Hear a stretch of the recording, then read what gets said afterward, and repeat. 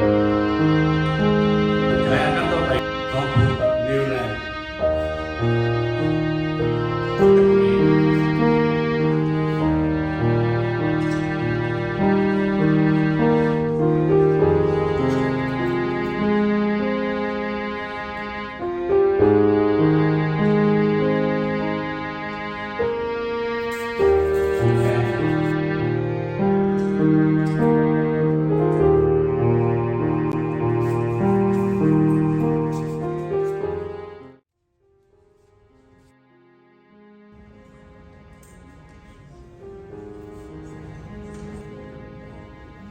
และนักต่อไปขอเรียนเชิญพวงมาลัยจากครอบครัว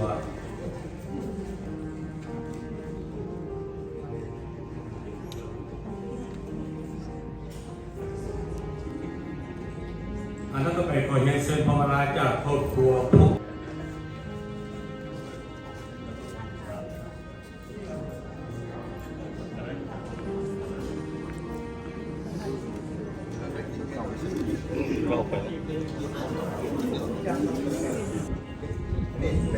ต่อไปขอเรียนเชิญพวงมาลัยจากลาววิลเลจ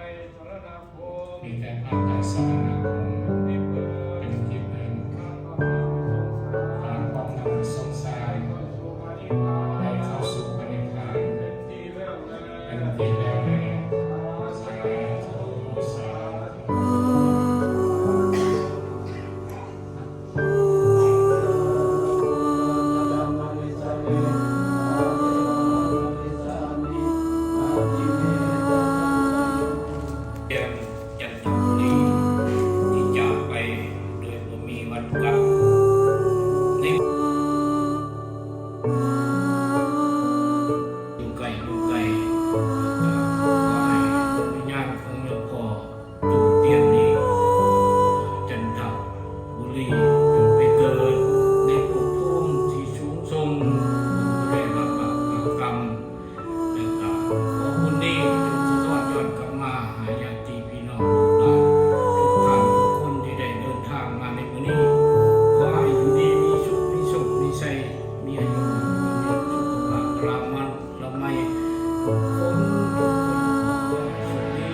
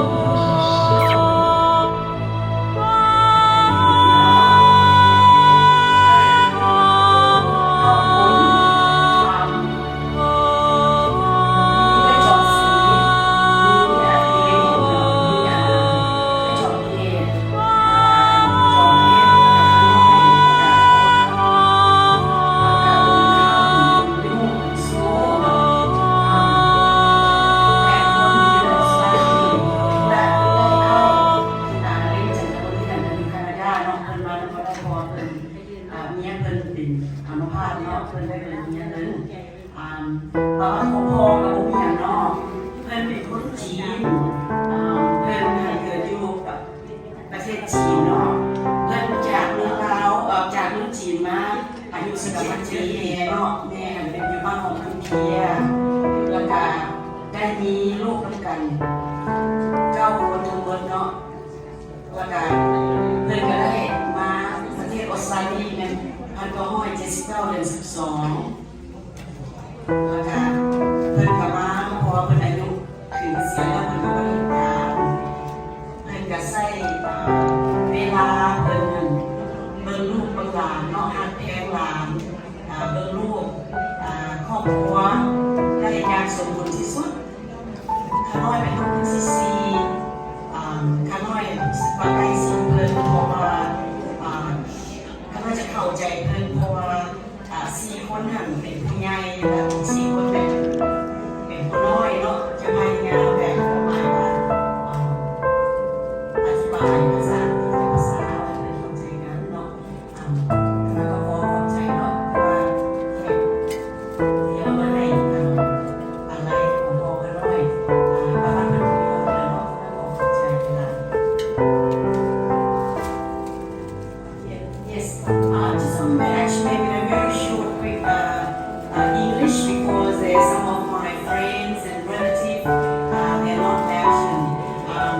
My dad had 9 children. I am the middle child. So he actually was born in China and migrated to Laos when he was 17.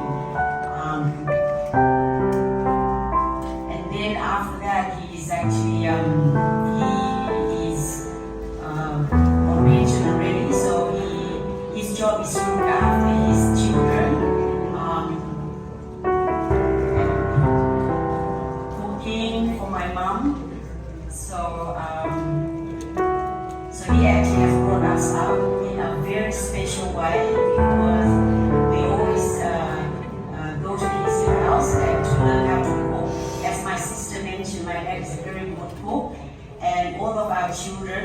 อยากเดิ